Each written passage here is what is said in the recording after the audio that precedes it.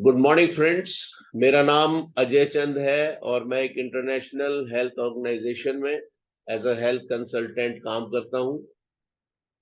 इसमें हम लोगों को विभिन्न प्रकार की बीमारियों से बचाव के बारे में बताते हैं ताकि वो सदैव स्वस्थ रहें, बीमारियों से बचे रहें।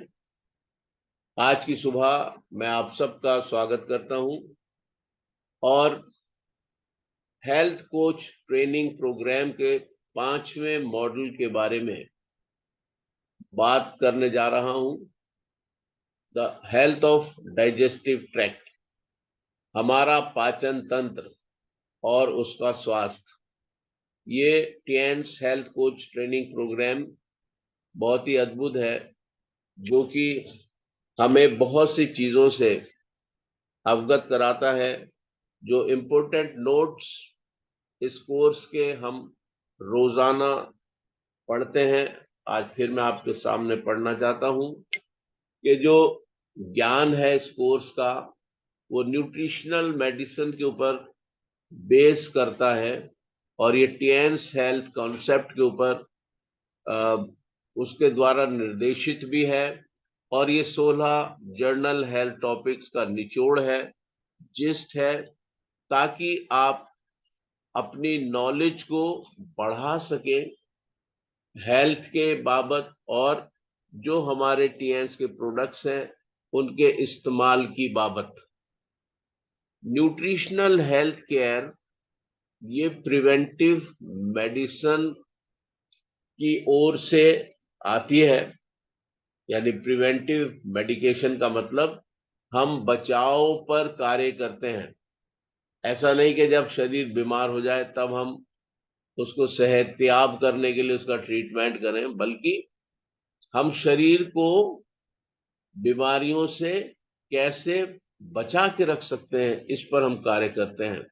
इसलिए ये न्यूट्रिशनल हेल्थ केयर के लिए हम बात करते हैं।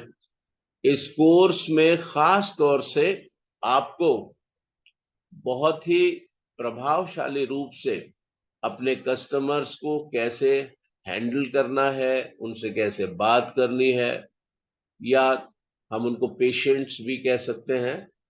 और ये सिर्फ डिजीज के ट्रीटमेंट के लिए नहीं है, बल्कि हमें उनसे बात कैसे करनी है, उनको कैसे हैंडल करना है, इस पर आधारित है। कुछ नॉलेज इसमें जरूर मेन स्ट्रीम मेडिसिन्स की भी इसमें हम बात करेंगे, और हम ये भी बात करेंगे कि रोग के बारे में, किस तरीके से रोग हमारे शरीर में आता है, उसकी बाबत भी हम थोड़ा सा ज्ञान अर्जित करेंगे। और ये सिर्फ सीखने के पर्पज से है और हमारी ज्ञान में थोड़ा सा और वृद्धि करने के लिए। ये बिल्कुल भी इसलिए नहीं है कि हम अपने कस्टमर्स को इन्फ्लुएंस कर सकें या हम अपने पेशेंट्स को इन्फ्लुएंस कर सकें कि वो मेडिकल सॉल्यूशंस के लिए कोई ऑल्टरनेटिव सॉल्यूशंस ले, ऐसा निर्णय लें। इसके लिए बिल्कुल भी नहीं है। आप इसको कार्य करते हुए, किसी जॉब में रहते हुए भी इस कोर्स को कर सकते हैं। ये आपके स्किल्स को, आपके ज्ञान को बढ़ाता है। ये कोई प्रोफेशनल न्यूट्रिशनल कोर्स नहीं है, इसलिए बेसिक न्यूट्रिशन की नॉलेज आपको इसमें सारी नॉलेज नहीं मिल पाएगी। आपको जरूर एक्स्ट्रा लर्निंग करनी ही पड़ेगी बेसिक न्यूट्रिशन नॉलेज लेने के लिए, दूसरे बहुत से उपलब्ध स्रोतों के माध्यम से। और ये एक बहुत ही गंभीर सुझाव हम सबके लिए है कि हम सिर्फ इस कोर्स के ऊपर ही निर्भर ना करें कि हमने तो वो कोर्स कर लिया, अब हमें सब कुछ पता है। ये बिल्कुल बहुत ही प्रारंभिक बातें कोर्स के माध्यम से, कुछ बहुत गहरी जानकारियां भी हैं, ये तो है, लेकिन आपको सब कुछ इसमें उपलब्ध हो जाएगा ऐसा नहीं है। इसलिए आपको दूसरे स्रोतों से भी इस कोर्स के महत्वपूर्ण बिंदुओं को गहराई से समझने की जरूरत है। और ये बहुत ही महत्वपूर्ण ज्ञान है हमारी हेल्थ केयर के लिए, क्योंकि हेल्थ केयर का ज्ञान एक बहुत विशाल समुद्र के समान है। हम एक कोर्स के माध्यम से उसको पूरी तरह कभी भी कवर नहीं कर सकते। इसलिए एडिशनल सेल्फ लर्निंग बहुत ही जरूरी है, ताकि हम एक बहुत ही सफल स्वास्थ्य के कोच बन पाए। याद रखिए, हेल्थ केयर के प्रोडक्ट्स मेडिसिन्स नहीं है। एज ए टीएन्स हेल्थ कोच आप उन प्रोडक्ट्स के ऊपर कभी भी ओवर क्लेम ना करें।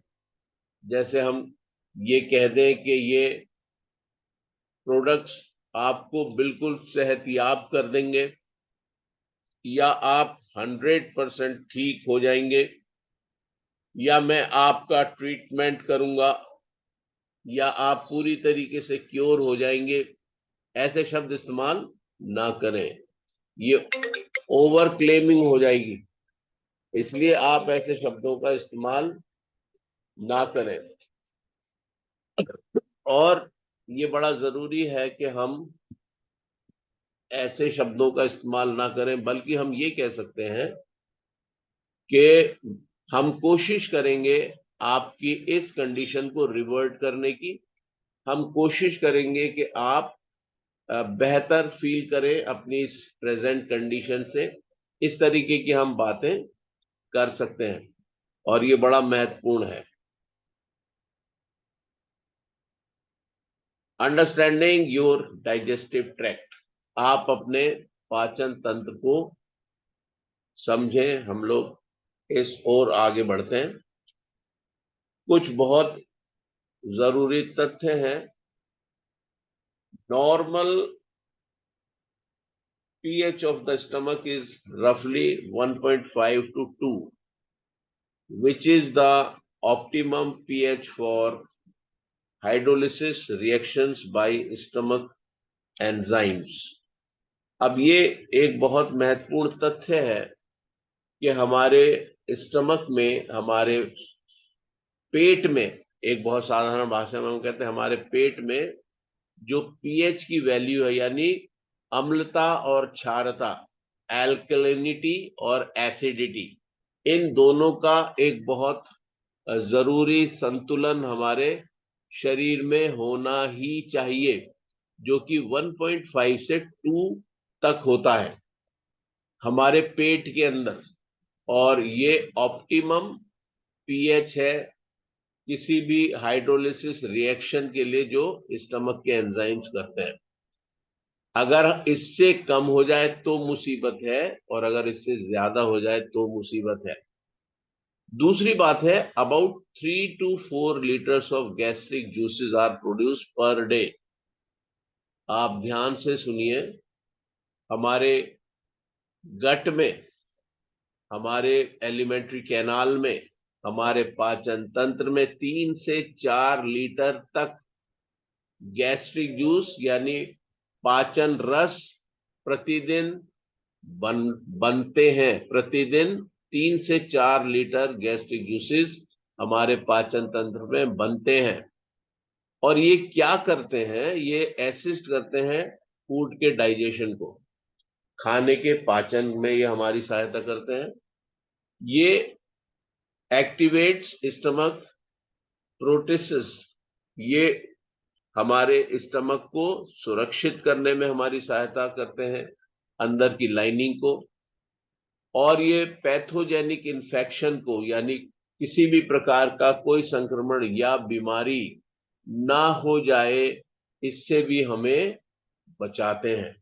क्योंकि जब हम खाना खाते हैं उसमें अनेकों बैक्टीरिया, बहुत से वायरसेस, बहुत से रोग की चीजें भी हमारे शरीर में खाने के साथ चली जाती हैं, पानी के साथ चली जाती हैं। और हमारा डाइजेशन, हमारा डाइजेस्टिव सिस्टम उन सब चीजों को बेहतर करने में बहुत ही सक्षम है। वो उनको बेहतर करने में बहुत ही सक्षम है। इसलिए ये बड़ा जरूरी है कि हम ये जानें कि हमारा डाइजेस्टिव सिस्टम कितना अद्भुत है। The length of duodenum is exactly 12 fingers width. हमारा जो ड्यूडेनम है, यानी जैसे ही हम खाना खाते हैं मुंह में आता है और उसके बाद ड्यूडेनम से होता हुआ नीचे की ओर जाता है। तो ड्यूडेनम एक पार्ट है पाचन तंत्र का जो कि 12 फिंगर्स, अगर हम 12 उंगलियां एक साथ जोड़े, उसकी चौड़ाई इतनी तक हो जाती है। The total length of intestinal is about 7 metres. Total length जो है हमारे इंटेस्टाइन की वो 7 मीटर है। आप देखिए, टोटल लेंथ जो है वो 7 मीटर है। और ये आप समझ सकते हैं कि ये कितनी लंबी हमारी इंटेस्टाइन है, 7 मीटर। और इसलिए ये बड़ा अद्भुत है कि इतनी लंबी इंटेस्टाइन के साथ हम जीते हैं।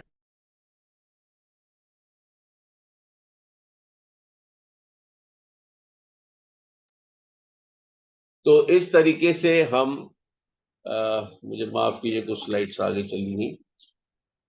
उसके अलावा जो टोटल लेंथ है वो 7 मीटर है। और अपेंडिक्स में serve an important purpose as a reservoir for beneficial gut bacteria. हमारे शरीर में एक अपेंडिक्स होता है जो एक बहुत छोटा सा अंग है, और हमारी इंटेस्टाइन, हमारे पाचन तंत्र, हमारी आहार नलिका के साथ जुड़ा हुआ है। आपने सुना होगा बहुत से लोगों का कि हमारा अपेंडिक्स का ऑपरेशन हो गया। एक्चुअली अपेंडिक्स हमारे शरीर में बहुत ही इंपॉर्टेंट रोल अदा करता है। ये एक रिजर्वॉयर की तरह से है, एक स्टोर रूम की तरह से है, जिसमें बहुत अच्छे वाले बैक्टीरिया का इसमें ये उनका घर है एक तरीके से।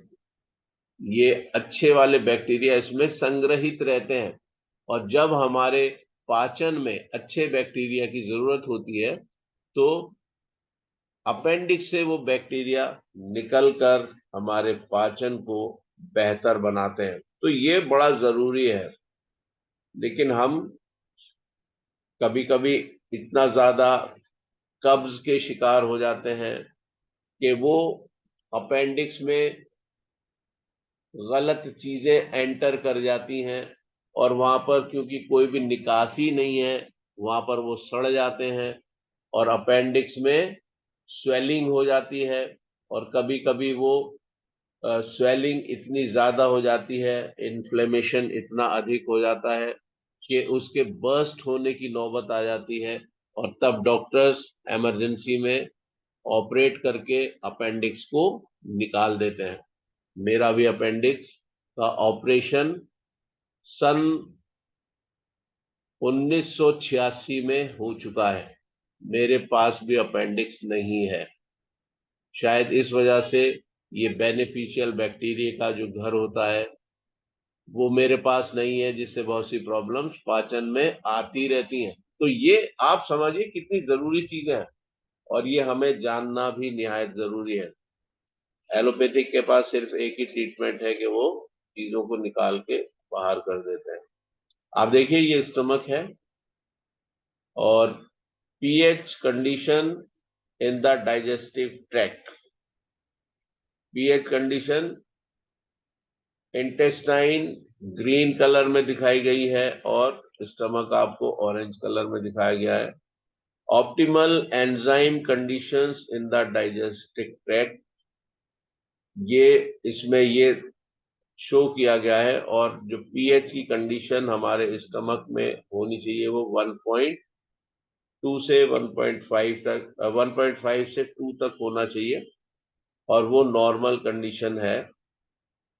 रेट ऑफ रिएक्शंस, और किस तरीके से इंटेस्टाइन में एंजाइम्स कार्य करेंगे। पीएच 1 से पीएच 8 तक है, लेकिन जो नॉर्मल वैल्यू है वो स्टमक में पीएच 1.5 से 2, और इंटेस्टाइन में भी पीएच 1.5 से 2 तक होना ही चाहिए। और इस तरीके से ये पीएच वैल्यू बहुत ही इम्पोर्टेंट है। अगर ये कम हो जाए तो मुसीबत है, अगर ये ज्यादा हो जाए तो भी मुसीबत है। और ये हमने पहले भी डिस्कस किया है कि एसिड ऐश और एल्कलाइन ऐश फूड्स क्या हैं। ये बहुत ही साधारण तरीके से हम इस चित्र के माध्यम से जान सकते हैं। हम ऐसा कल्पना कर सकते हैं कि जो फूड्स हैं, कुछ फूड्स हैं जो एसिड ऐश फूड्स हैं, जैसे एनिमल प्रोटीन है, ग्रेन्स हैं, और ये कैल्शियम को बोन्स में पहुंचाने का कार्य भी करते हैं, और वहां पर ये संग्रहित हो जाते हैं। और इनके विपरीत कुछ ऐसे भोजन हैं जो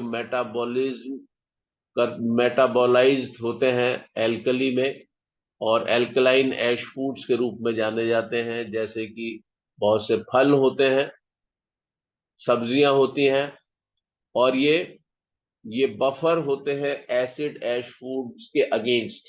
इस तरीके से ये एक बैलेंसिंग क्रिएट करते हैं, पीएच बैलेंसिंग।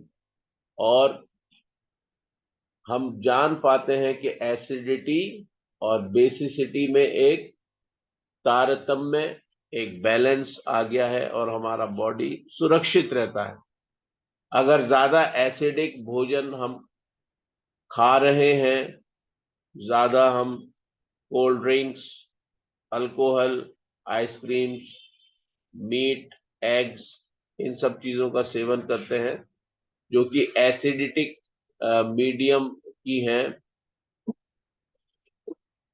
और ये एसिड क्रिएट करती हैं।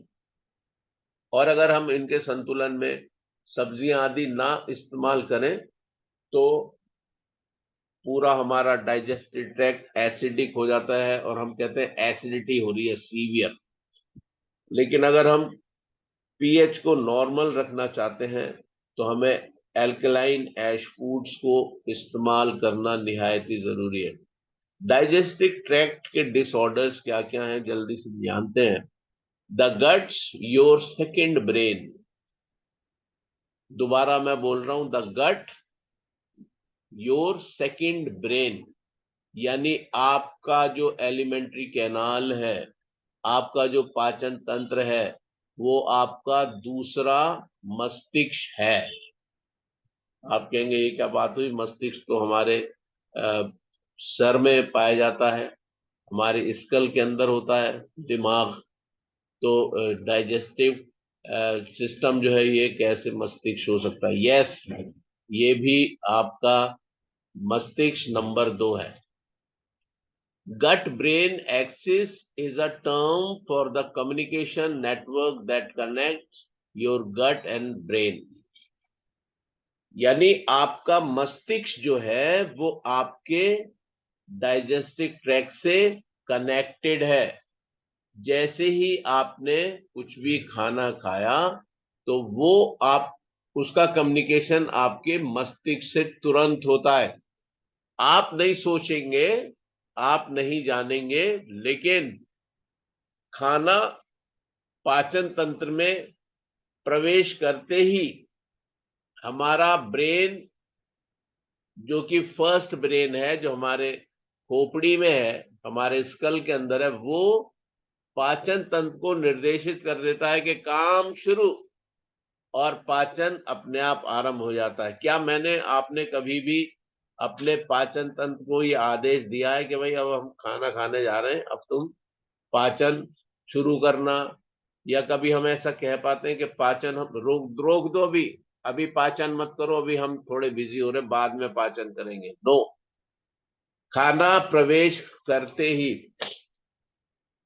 जो हमारी गट्स है, जो हमारा सेकंड ब्रेन है, जो हमारी इंटेस्टाइन है, जो हमारा पाचन तंत्र है, वो खाना पचाना शुरू कर देता है ऑटोमेटिकली। और ये बड़ा अद्भुत है।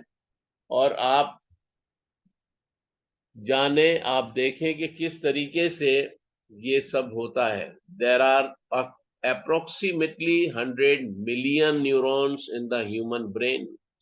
हमारे मनुष्य के मस्तिष्क में करीब 100 बिलियन न्यूरॉन्स यानी मस्तिष्क की कोशिकाएं पाई जाती हैं और हमारी गट में 500 मिलियन न्यूरॉन्स पाए जाते हैं। आप देखिए कितना जबरदस्त, ये बहुत ही इंटरेस्टिंग एक बात है कि मस्तिष्क में 100 बिलियन न्यूरॉन्स हैं और हमारी गट में 500 मिलियन न्यूरॉन्स पाए जाते हैं which are connected to your brain, जो हमारे ब्रेन से सीधे ही संबंधित हैं, सीधे ही कनेक्टेड हैं। तो ये बड़ा अद्भुत है और ये नर्वस सिस्टम के माध्यम से हमारे ब्रेन से जुड़े रहते हैं। योर गट वर्क इंडिपेंडेंटली, और जैसा मैंने आरंभ में कहा, हमारी जो गट है, हमारा जो इंटेस्टाइन है, हमारा जो पाचन तंत्र है, वो बिल्कुल स्वतंत्र रूप से कार्य करता है। आप उसको आदेश दो या ना दो, आपके आदेश की वो परवाह नहीं कर रहा, वो स्वतंत्र है अपने में, है ना। जिस तरीके से शासन प्रशासन में कुछ ऐसे पद होते हैं जहां पर उनको पूरी स्वतंत्रता होती है कि वो ऑन द स्पॉट डिसीजन लेकर कार्य करें। जैसे बॉर्डर पे जो सैनिक है वो ये इंतजार नहीं करता है कि अगर गोलाबारी शुरू हो जाए तो वो पहले प्रधानमंत्री से या राष्ट्रपति से परमिशन लेंगे, उनका लेटर आएगा, उसके बाद इधर से जवाब दिया, वो वही का वही ऑन द स्पॉट डिसीजन लेकर कार्यवाही आरंभ कर देते हैं। इसी तरह से हमारा गट है, ये इंडिपेंडेंटली कार्य करता है, किसी पे निर्भर नहीं है। 70% of WBC is living in your gut. 70% white blood cells जो हैं वो हमारे गट में पाए जाते हैं। मैं दोबारा दोहरा रहा हूं, हमारे शरीर में जो रक्त घूम रहा है उसमें 100% WBCs होते हैं, श्वेत रक्त कणिकाएं, जो डिफेंसिव मैकेनिज्म में सहायता करती हैं। यानी हमारे शरीर में अगर कोई भी अटैक होता है बाहरी बैक्टीरिया का, वायरसेस का, तो उससे लड़ने के लिए WBCs पाए जाते हैं एक सैनिक के रूप में। और 70% हमारे पाचन तंत्र में है। इसका मतलब ये सबसे खतरनाक स्थान है पाचन तंत्र, क्योंकि हम सीधे ही खाना और पानी प्रोवाइड कराते हैं बाहर से, कहीं से भी पानी ले लिया, कोल्ड ड्रिंक उंडेल ली, आइसक्रीम उंडेल ली, कुछ भी कर लिया। 70% WBCs हमारे गट में है, ताकि वहां किसी भी प्रकार के संक्रमण को वो तुरंत समाप्त कर दें। तो ये अद्भुत है। The gut has trillions of bacteria, microbes that are friendly to humans. यहां पर लाखों लाखों बैक्टीरिया और माइक्रो ऑर्गेनिज्म पाए जाते हैं हमारे पाचन तंत्र में, जो कि हमारे लिए बहुत अच्छे हैं, मनुष्यों के लिए अच्छे बैक्टीरिया के रूप में वो पाए जाते हैं। और ऐसे ही same time act as the body's first line of defence. ये हमारे लिए बिल्कुल हमें सुरक्षित रखने के लिए कार्य करते हैं, ताकि हम किसी भी प्रकार के संक्रमण से बचे रहें। ये फर्स्ट लाइन ऑफ डिफेंस है against brain disease such as Alzheimer's, severe depression, dementia और शाइजोफ्रेनिया। ये ऐसे डिसऑर्डर्स हैं जो ब्रेन के डिसऑर्डर्स हैं, और ये अच्छे बैक्टीरिया जो हमारी गट में पाए जाते हैं, ये ब्रेन को सुरक्षित रखते हैं। आप देखिए कितनी बढ़िया बात है। जो बैक्टीरिया हमारे पाचन तंत्र में पाए जाते हैं वो हमारे ब्रेन को बहुत सी गंभीर बीमारियों से सुरक्षित रखते हैं, जिसमें खास है अल्जाइमर, सीवियर डिप्रेशन, डिमेंशिया और शाइजोफ्रेनिया। और ये सारी बीमार, मैं इनको बारे में आपको बता सकता हूँ लेकिन उतना समय नहीं है। हाँ, आप लोग जान सकते हैं इनके बारे में। ये सारी बीमारियां बहुत गंभीर बीमारियां और मस्तिष्क से रिलेटेड है, और इनको ये ना हो हमारे शरीर में, उसके लिए सबसे महत्वपूर्ण रोल अदा करती है हमारी पाचन तंत्र, क्योंकि पाचन तंत्र में अच्छे बैक्टीरिया हैं जो हमें इन बीमारियों से बचाते हैं। डिजीजेस ऑफ डाइजेस्टिव सिस्टम, हमारे डाइजेस्टिव सिस्टम की क्या क्या गंभीर बीमारियां हैं। जैसे बॉडी में और बहुत से तंत्र हैं, उसी तरीके से एक तंत्र डाइजेस्टिव सिस्टम है या पाचन तंत्र है, और ये भी बहुत सी बीमारियों के लिए एक खुला मैदान है। बहुत से डिसऑर्डर्स हो सकते हैं, बहुत सी बीमारियां हो सकती हैं, और बहुत सी सीवियर परेशानियां भी हो सकती हैं। इसमें आप देख पा रहे हैं, लीवर है, और बाइल डक्ट के माध्यम से वो जुड़ा हुआ है आमाशय से, और आमाशय ऊपर गट से जुड़ा हुआ है, और गट हमारे मुख से जुड़ी हुई है, और नीचे की साइड में स्मॉल इंटेस्टाइन आमाशय से जुड़ी है, और स्मॉल इंटेस्टाइन फिर लार्ज इंटेस्टाइन से जुड़ी हुई है, और लार्ज इंटेस्टाइन के बाद नीचे की तरफ को जो जाता है, ये हमारा लास्ट, जिसको हम रेक्टम कहते हैं, ये रेक्टम का पार्ट है। और ये दूसरी जो ये वाली जो चोंच सी आप देख पा रहे हैं, दूसरी साइड में लार्ज इंटेस्टाइन के, ये अपेंडिक्स है। ये जो एक ऐसे एक छोटा सा एक पार्ट है बाहर को निकला हुआ, ये अपेंडिक्स है। तो इसमें कभी कभी भोजन आ जाता है, अगर कब्ज हो रहा है व्यक्ति को, अगर कब्ज से वो पीड़ित है, तो इसमें भोजन आ जाता है, फंस जाता है, सड़ जाता है। और जब सड़ जाता है तो ये तो बंद है, अपेंडिक्स का दूसरा छोर बंद है, तो वहां पर भोजन सड़ जाता है, इन्फ्लेमेशन हो जाता है, और अपेंडिक्स को काट के निकाल दिया जाता है। तो ये हमारी इंटेस्टाइन है। और ये the severity of these conditions में vary from mild to severe. और ये जो डाइजेस्टिव सिस्टम की बहुत सी परेशानियां हो जाती हैं, ये बहुत हल्की फुल्की भी हो सकती हैं, और कभी कभी बहुत ही भीषण गंभीर भी हो जाती हैं। What are the various components of the digestive system? Digestive system के क्या क्या विभिन्न कंपोनेंट्स हैं, अभी हम लोगों ने बात कर ही ली, लेकिन फिर दोहरा लेते हैं। डाइजेस्टिव सिस्टम में ये मुंह से आरंभ होता है, और मुंह से आरंभ होकर ये एनस तक जाता है, यानी रेक्टम, जहां से हम मल त्याग करते हैं, जिसको हम गुदा द्वार कहते हैं, यानी मुख से लेकर गुदा द्वार तक ये पूरा डाइजेस्टिव ट्रैक्ट है। और इसमें माउथ के बाद ईसोफेगस आता है, जिसको हम गट भी कहते हैं। उसके बाद स्टमक है, जो आमाशय कहते हैं इसको। उसके बाद स्मॉल इंटेस्टाइन, लार्ज इंटेस्टाइन, और उसके बाद रेक्टम। ये एक सीरीज में कनेक्टेड है। हमारी जो जुबान है, उसमें बहुत सी सेलाइवरी ग्लैंड्स हैं, जो सेलाइवा को बनाती हैं, यानी जिसको हम लार कहते हैं। लीवर है, गॉल ब्लैडर है, पैनक्रियाज है, ये सारे बहुत ही महत्वपूर्ण ऑर्गन्स हैं जो कि असिस्ट करते हैं डाइजेस्टिव सिस्टम को। What causes diseases in digestive system? The common cause of digestive diseases are infection, जैसे बैक्टीरिया या वायरल इन्फेक्शन हो जाए, inflammation cause by auto immune और ऑक्सीडेटिव डिस्ट्रेस, हम जान चुके हैं ऑक्सीडेटिव डिस्ट्रेस के बारे में। या ऑटो इम्यून सिस्टम, यानी शरीर में अपने आप ही ऐसे मैकेनिज्म हो जाता है कि वो अपने को खुद ही नुकसान पहुंचाने लगता है अनजाने में। या इन्फ्लेमेशन इन कारणों से होने पर। उसके अलावा difficulty in digesting specific food item due to enzyme insufficiency, जैसे लैक्टेज डेफिशिएंसी से, यानी जब हम कुछ ऐसा खाना हमने खा लिया जो पच नहीं पा रहा है, क्योंकि एंजाइम्स भरपूर मात्रा में उपलब्ध नहीं है, उससे परेशानी हो जाती है, और फिर हमें वॉमिट करना पड़ती है, वॉमिट हो जाती है।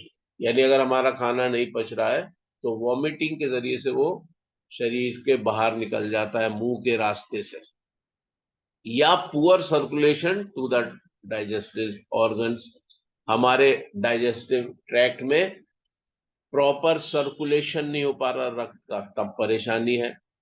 परफोरेटेड और रप्चर्ड ऑर्गन्स, यानी हमारे एलिमेंट्री कैनाल में, हमारी आंतों में या तो अ, या तो वो फट जाए किसी कारण से, या उसमें छेद हो जाए। आपने सुना होगा अल्सर हो गए, अल्सर, है ना। तो जैसे मुंह में छाले हो जाते हैं, ऐसे ही हमारे इंटेस्टाइन में अल्सर्स हो जाते हैं, और अगर वो गंभीर हो जाएं तो वो आंतों में छेद कर देते हैं, परफोरेशंस हो जाते हैं, और उसके बाद स्थिति बड़ी गंभीर हो जाती है। ऑपरेशन के माध्यम से वो पूरा हिस्सा काट के निकाल दिया जाता है, तो वो बड़ा खतरनाक है।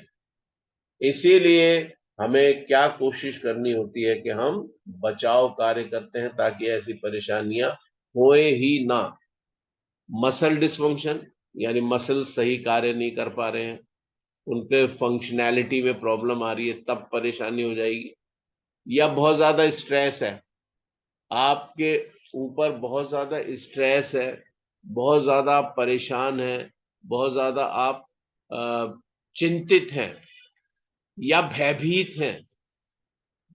अगर हम एकदम डर जाते हैं तब भी हमारे पाचन तंत्र पे बहुत इफेक्ट आता है। तो ये सारी परेशानियां, यानी इसका मतलब आप जाने, कहा जाता है चिंता चिता समान, यानी अगर आप चिंता में हैं तो आपका डाइजेशन खराब हो जाएगा। मित्रों, ये कितनी अद्भुत बात है कि हमारा पूरा शरीर एक दूसरे से इंटरकनेक्टेड है, इसलिए सदैव आनंदित रहो। Side effects of certain medicine such as anti inflammatory drugs, बहुत सी ऐसी हम दवाइयां लेते हैं जो एंटी इंफ्लेमेटरी ड्रग्स हैं, यानी सूजन आदि के खिलाफ वो कार्य करती हैं, लेकिन उसके साइड इफेक्ट्स होते हैं, उसके बहुत ही गंभीर प्रभाव हमारे शरीर में आ जाते हैं। और हम सब जानते हैं कि दवाइयों के साइड इफेक्ट्स बहुत ही गंभीर होते हैं।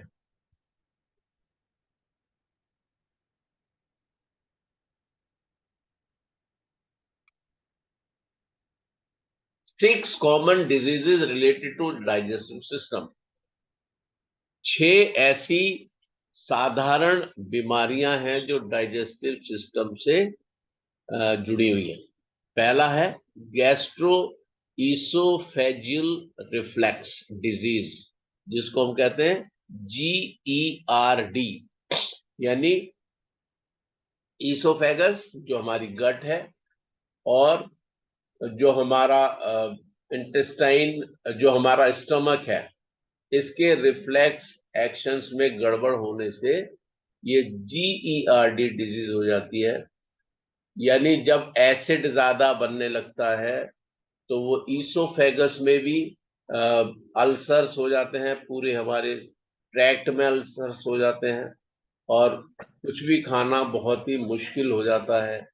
और कभी कभी जब वॉमिटिंग होती है तो हम कहते हैं ना, पूरा हमारा जो मुंह है वो खट्टा सा हो गया, तो वो एसिड जो स्टमक में है वो सब निकल के बाहर आ जाता है। Irritable bowel symptoms, IBS, IBS, ये भी सब बैक्टीरियल इन्फेक्शंस हैं, और कभी कभी बहुत इरिटेशन हो जाता है हमारे बाउल में, हमारे स्टमक में, हमारे इंटेस्टाइन में। Gastritis and peptic ulcer disease, जिसको PUD कहते हैं। गैस्ट्राइटिस यानी गैस बहुत बन रही है, अगर खाना सड़ रहा है हमारे इंटेस्टाइन में, वो निकल नहीं पाया, कब्ज हो गया है, तो उससे गैस्ट्रिक प्रॉब्लम हो जाती है और अल्सर बन जाते हैं। जैसे मुंह में छाले, ऐसी पेट में अल्सर बन जाते हैं। इसको PUD कहते हैं, इन्फ्लेमेटरी बाउल डिजीज, IBD। ये इन्फ्लेमेशन, किसी भी प्रकार की सूजन हो जाती है, परेशानी में आ जाता है डाइजेस्टिव ट्रैक्ट। और ये जो रेड कलर में दिखाया गया है, ये सारा यही चीजें हैं। आप देख सकते हैं किस तरीके से बहुत से इन्फ्लेमेशन माध्यम से हम समस्याओं में आ जाते हैं। और ये क्रोहन्स डिजीज है और ये कोलाइटस अल्सरोसा ये डिजीज है जो हमारे मेन कोलन में बड़ी आंत में हो जाती है। और हेमरॉइड्स होते हैं जिसको बवासीर कहते हैं, यानी जैसे मुंह में छाले हो जाते हैं, पेट में अल्सर्स हो जाते हैं, ऐसे ही रेक्टम में, यानी जहां से हम मल त्याग करते हैं, वहां पर हेमरॉइड्स हो जाते हैं, वहां पे मस्से हो जाते हैं। कभी कभी ये मस्से कब्ज की वजह से इतने गंभीर रूप धारण कर लेते हैं कि इनमें से ब्लीडिंग होने लगती है, जिसको हम कहते हैं खूनी बवासीर। या गॉल स्टोन्स हो जाते हैं, हमारे गॉल ब्लैडर में स्टोन्स बन जाते हैं, ये भी बड़ा गंभीर स्थिति होती है। तो इस तरीके से आप देखें, ये यहाँ पर ये गॉल स्टोन्स हैं, आप देख पा रही है, ये ग्रीन कलर में ये गॉल ब्लैडर में से स्टोन्स निकाले गए। तो ये सब चीजें बड़ी गंभीर हो जाती हैं और ये सब डिजीजेज हैं जो डाइजेस्टिव सिस्टम से रिलेटेड हैं। फॉर्मिंग गॉल स्टोन्स बन जाते हैं। और जैसा कि यहाँ पर आप देख पा रहे हैं, हमारा लीवर है और लीवर के बिल्कुल ये नीचे यहाँ पर एक हरे रंग का ये गॉल ब्लैडर जुड़ा हुआ है और ये गॉल ब्लैडर में से एक डक्ट निकल रही है। और यहाँ इसमें गॉल ब्लैडर में बाइल जूस बनता है। बाइल जूस ये बहुत ही जरूरी है हमारे पाचन के लिए, जो कि गॉल ब्लैडर में बनता है। और आप देखें, बहुत सी बार आपने सुना होगा, लोग कहते हैं हमारा तो गॉल ब्लैडर निकल गया, उसमें स्टोन हो गए थे, डॉक्टर ने निकाल दिया। अब वो पार्ट जिसमें बाइल जूस बनता है और वो बाइल जूस डाइजेशन के लिए जरूरी है, अगर वो पार्ट ही निकाल दिया जाएगा बॉडी से, तो सोचिए बाइल तो बनना बंद हो गया। और जब बाइल बनना बंद हो गया तो डाइजेशन में तो प्रॉब्लम आएगी ही। तो ये सारी समस्याएं हैं और हम कार्य करते हैं इस बात पे कि समस्याएं आए ही ना और हम हमेशा स्वस्थ रहें। हमारा स्टमक हमारे लीवर से जुड़ा हुआ है और नीचे की तरफ ये स्मॉल इंटेस्टाइन की ओर जा रहा है। तो ये बहुत ही अद्भुत सब चीजें हैं, आप देख सकते हैं। ये गॉल ब्लैडर है और gall stone blocking common bile duct, जो स्टोन्स हैं वो बाइल डक्ट को ब्लॉक कर देते हैं और बाइल जूस आना बंद हो जाता है स्टमक में और बीमारी बढ़ जाती है और मनुष्य बहुत परेशान हो जाता है। बड़ा सीवियर पेन होता है इसमें, जब स्टोन्स बन जाते हैं तो बहुत दर्द होता है और वो नाकाबिले बर्दाश्त होता है और उस समय गॉल ब्लैडर को रिमूव करने में बड़ा राहत मिलती है। गट के माइक्रो ऑर्गेनिज्म के बारे में जल्दी से बात करते हैं। Trillions of microbes is living in the gut. Trillions यानी लाखों करोड़ों माइक्रो ऑर्गेनिज्म हमारे गट में पाए जाते हैं। 1,000 इसकी प्रकार है, 1,000 स्पीशीज हैं जो गुड बैक्टीरिया की हैं, 80 से 85%, और बैड बैक्टीरिया 15 से 20% हमारे गट में पाए जाते हैं। मैं एक बार फिर दोहरा रहा हूं, अच्छे बैक्टीरिया 80 से 85% हैं और जबकि बुरे बैक्टीरिया हमारे शरीर में, हमारे इंटेस्टाइन में सिर्फ 15 से 20% है। लेकिन अगर हमारा खान पान ठीक नहीं है तो बुरे बैक्टीरिया मजबूत हो जाते हैं और अच्छे बैक्टीरिया को वो समाप्त कर देते हैं। इसलिए हम कहते हैं FOS powder. FOS powder is a prebiotic which is good, which is a food for good bacteria. FOS powder good bacteria का भोजन है और जब वो गुड बैक्टीरिया मजबूत हो जाते हैं, जो कि 80% हैं, जो कि 85% हैं, तो वो बुरे बैक्टीरिया को समाप्त कर देते हैं और हम बेहतर फील करते हैं। तो ये बड़ी अमेजिंग चीजें हैं जो कि हमें जानना निहायत ही जरूरी है। तो इस तरीके से हम आगे बात करते हैं Good bacteria build a complex barrier against pathogenic bacteria in the intestine, protect the intestinal wall lining, and reduce the chance of harmful pathogens entering the human body. Good bacteria जो हैं वो एक बैरियर का कार्य करते हैं। जैसे barrier होते हैं, जब हम टोल प्लाजा क्रॉस करते हैं तो उससे पहले हमें रुकना पड़ता है, बैरियर नीचे को रहता है, और जब हमारा जो फास्ट टैग है वो अगर सही है, उसमें पैसा है, तो फिर बैरियर ऊपर उठ जाता है और हम क्रॉस कर जाते हैं। हमारे गुड बैक्टीरिया बैरियर का कार्य करते हैं। किसी भी प्रकार के हानिकारक बैक्टीरिया, बीमारी वाले बैक्टीरिया को इंटेस्टाइन में प्रवेश नहीं करने देते, और वो इंटेस्टाइनल वॉल की लाइनिंग को भी प्रोटेक्ट करते हैं। हमारे इंटेस्टाइनल वॉल यानी अंदर की ओर जो हमारी मेम्ब्रेन है उसको भी ये सुरक्षित रखते हैं, और इस तरह से जो हानिकारक डिजीज के बैक्टीरिया हैं वो बॉडी में एंटर नहीं कर पाते। Gut flora and the immune system regulate and interact with each other to help us stay healthy. ये आपस में जो हमारा इम्यून सिस्टम है, हमारा रोग प्रतिरोधक प्रणाली है, और जो हमारे पाचन तंत्र में जितने भी गुड बैक्टीरिया हैं, ये आपस में बहुत अच्छे कॉम्बिनेशन में, कोऑर्डिनेशन में है, और ये हमें हेल्दी रखने में सहायक है। Large proportion of serotonin is produced in the gut, which contributes to feelings of happiness and also helps control your body clock.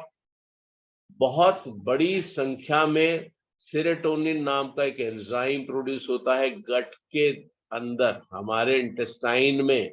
ये बहुत अच्छी फीलिंग्स को हमें प्रदान करता है, हमें खुशी की फीलिंग होती है, और ये हमारे बॉडी की क्लॉक को भी कंट्रोल करता है। आप सोचो, यानी डाइजेस्टिव सिस्टम हमें खुशी प्रदान करता है अगर वो स्वस्थ है तो ये बहुत ही अमेजिंग है। हमारा डाइजेस्टिव सिस्टम बहुत इंपॉर्टेंट है। Gut microbes also produce a neurotransmitter called gamma amino butyric acid, या इसको गाबा, शॉर्ट में गाबा कहते हैं, gamma amino butyric acid, which helps control feelings of fear and anxiety. यानी आप देखिए, गट में जो माइक्रो ऑर्गेनिज्म है वो एक ऐसा न्यूरोट्रांसमीटर प्रदान करते हैं, प्रोड्यूस करते हैं, जो हमें डर और खौफ की फीलिंग से हमें वो बचाता है।